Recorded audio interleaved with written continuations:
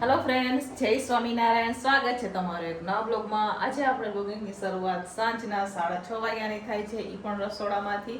તો સાંજના ટિફિનમાં આપણે કંઈક બનાવી રહ્યા છીએ. તો અત્યારે હું સાંજના ટિફિનમાં બનાવી રહી છું ગલકા સેવનું શાક. ઘણા દિવસો પછી ગલકા સેવનું શાક બનાવું છું. એ પણ કેટલા 5 કિલો ગલકા લીધા છે. અહીંયા જોઈ શકો છો તમે.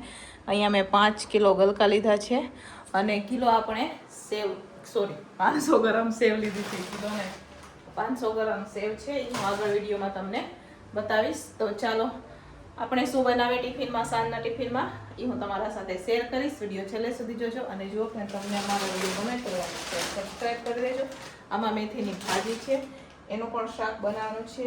મેથી ને આ બધું સુધારવાનું છે. બહુ મોડું થઈ ગયું છે કેમ કે ઉપર બધું સાફ સફાઈ ચાલતી હતી. આજે તો આખો દિવસ આપણે નવરા નથી થયા. રસ્તો બપોરને ટિફિન બનાવી માર્કેટથી આવીને બધું શાક સુધારવાનું હતું, સુધાર્યું. અને પછી છે ને ઉપર રૂમ સાફ સફાઈ કરવાની હતી, એ કરી. કેમ કે મમ્મી પપ્પા આવ્યા છે એટલે બધો રૂમની સાફ સફાઈ થઈ ગઈ છે. કેમ કે એ લોકો કાલે વયા જવાના છે, એટલા હાટું થઈને ઘઉં પણ થઈ ગયા છે મારે. એટલે એ લોકો એમ કે અમે હવે જવાના છીએ, અમને લગ્ન છે, એટલા હાટું થઈને. તો ચાલો આપણે બનાવીએ 5 કિલો ગલકાનું શાક. તો ચાલો ફ્રેન્ડ્સ, અહીંયા હવે 5 કિલો ગલકા આપણે ધોઈ લીધા છે. અત્યારે ધોઈને ગાળામાં નિતારી રહી છું, જોઈ શકો છો તમે. અહીંયા બધા ગલકા સુધારાઈ ગયા છે.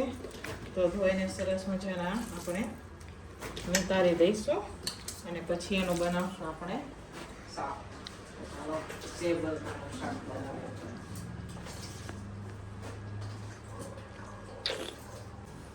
ચાલો ફ્રેન્ડ્સ, અહીંયા મસ્ત મજાના જોઈ શકો છો ભાત બની ગયા છે. આમાં આપણે ઘણી બધી વસ્તુ નાખેલી છે. યાની છે ને દેશી સ્ટાઇલમાં બનાવેલા છે. વઘારેલા ભાત બનાવ્યા, પણ આ ભાત ખાવામાં મસ્ત લાગે. અને અમારા જે ભાઈઓ આવે ને એમને બહુ મસ્ત ભાવે, એટલા હાટો થઈને આપણે ભાત બનાવેલા છે.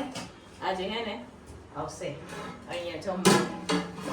કારખાનાના ભાઈઓ સભામાં જાય ને એટલે અહીંયા ઘરે જમીન પછી જવાના હે. તો ચાલો હવે ભાતને ઉતારી દઈએ આપણે નીચે. તો ચાલો ફ્રેન્ડ્સ, અહીંયા હવે અત્યારે આપણે વઘાર કરી લીધો છે, જોઈ શકો છો તમે.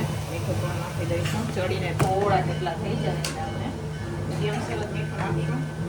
હળદર નાખી દીધી છે. સાથે આપણે મરચું નાખશું. થોડા ગળ્યા હોય તો ચટપટું હોય તો સારું લાગે. આપણે આના માટે તીખી સેવ લીધી છે, મોરી સેવ નાખી દીધી. ધાણા જીરું પણ નાખી દઈશું અને બધું મિક્સ કરશું અને એને ચડવા દઈશું. હવે તો ચાલો ફટાફટ શાકને હવે ચડવા દઈશું. થઈ ગયો છે. હવે કોબી પણ બનાવવાની છે. ભાત તો બની ગયા છે આપણા.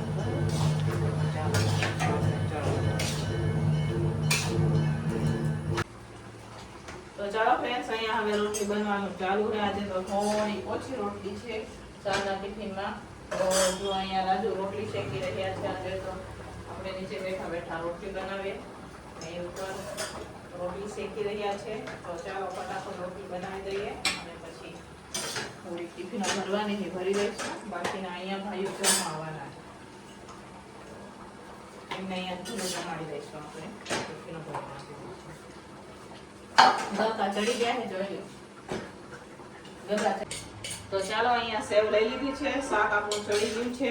તો ચાલો રોટલી હજી બારને ટિફિનો છે, એ ભરીને આપી દઈશું. તો અહીંયા મસ્ત મજાના ગલકાનું શાક ચડી ગયું છે, જોઈ શકો છો તમે. તો ચાલો હવે આપણે સેવ નાખી દઈશું એમાં અને બારને ટિફિનો ભરીને આપશું. પછી ભાઈઓ જમવા આવશે, એમને પણ આપણે જમાડી દઈશું. બરાબર. તો ચાલો અત્યારે હવે હું સેવ નાખી દઈશું. આ તીખી સેવ.